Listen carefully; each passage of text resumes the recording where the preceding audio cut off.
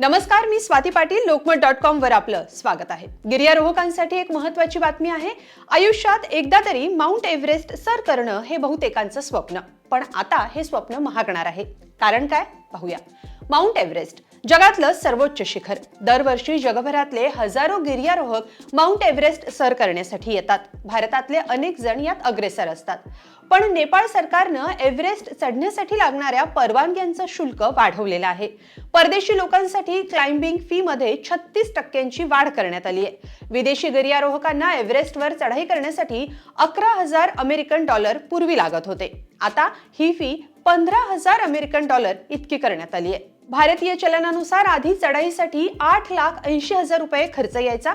आता हा खर्च 12 लाख रुपये इतका येणार आहे. नवीन दर 1 सप्टेंबर 2025 पासून लागू होतील. माउंट एव्हरेस्टवर होणारा कचरा कमी करण्यासाठीही काही महत्त्वाचे निर्णय घेण्यात आलेत. गिर्यारोहण परवानग्यांसाठी 75 दिवसांचा कालावधी पूर्वी लागत होता. आता हा कालावधी कमी करण्यात आलाय.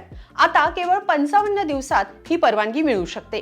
कचरा व्यवस्थापन, उंचावरील भागातील कामगारांसाठी सामाजिक सुरक्षा आणि सरकारी महसुलात वाढ यावर लक्ष केंद्रित करून हे बदल करण्यात आलेले आहेत.